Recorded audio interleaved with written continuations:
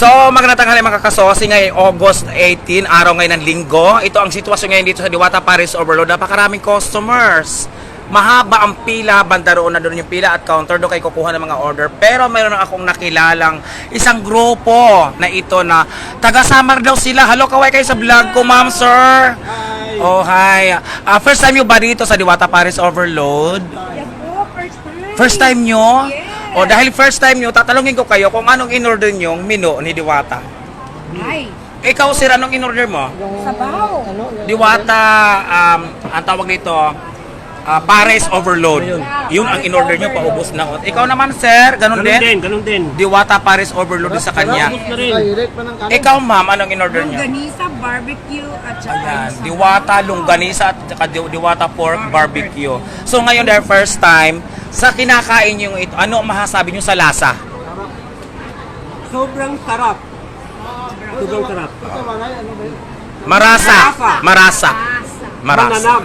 Oo, manamnam. Oo, yan. Ang sabaw. Ang sabaw, masarap. Malinamnam ang sabaw. Masarap daw ayon sa sinasabi ng mga customer na ito na kababayan ni Idol Diwata. Mga taga-sama na mga customers dito. Kalimitan ano. From Santa Margarita. Shout out muna kayo sa mga kamag-anak nyo sa Santa Margarita. Shout out! Taga Santa Margarita!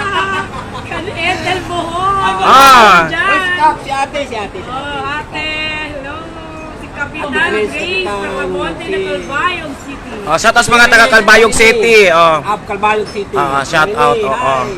Sa mga kamag-anak nyo, anak, nanay, tatay. Hello! Kaela! Marian! Bukas po. Kayo mag-alala. Kami ng Diwata Overload. Ayan, from Samar, natutuwa sila din, nakatikim na sila, natikman na nila ang dating napapanood lang ninyo no, sa social media, ngayon nandito, kayo na mismo ang nandito. No? Kumain talaga kami. Kaya nga lang wala si Idol Diwata eh. Oo, may lakad siya, may shooting daw. Oo. Siyempre sikat na yung kababayan natin, artista na, di ba? Kaya suportahan na lang natin, oo. Number 1 fans kami dun sa Oh. Batang Quiapo. Number 1 Wow. Samar. Oo. Samar, number 1. Oo. Number 1 talaga si Diwata sa Samar. Wait, kami ng ilo pala. Ikaw sir, pang Iloilo. Kilala ang Iloilo na mahasarap din ang kanilang mga menu na tungkol sa pagkain. Ano masasabi nyo sa lasa ng kinain yung Diwata Paris Overload? First time nyo rin, di ba? Sa tingin nyo ba, babalik pa kayo? Babalik pa ba kayo? Babalik pa sila. Siyempre, masarap ano. First time, dahil first time nyo, isabihin, babalik pa kayo dahil sa natikman nyo o experience nyo rito sa Diwata Paris Overload. Babalik at babalik. Ano masasabi nyo, ma'am, sa ambiyan, sa lugar, sa kapaligiran? Mahangin. Mahangin. Matanong ko lang, sa mga nagba-viral na may naaamoy daw silang hindi maganda, gaano katotoo? Ngayon ba may naaamoy kayo hindi maganda? Wala naman. Wala naman. Wala naman. Kasi walang tulog naman. Kasi ungwin. Oo. So, ayan ha, sa mga bashers dyan na minsan sinasabi ninyo, tinan mo sila. Kumain at Hindi. Nakakaamis lang naman talaga.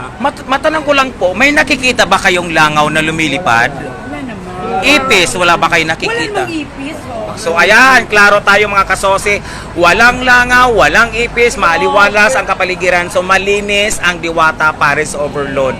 Pwede natin i-recommend sa lahat na makakapanood ng video na sila ay pwedeng pumunta dito at para kumain din, di ba? Pag-ingay ko. Okay lang, di ba? Mari,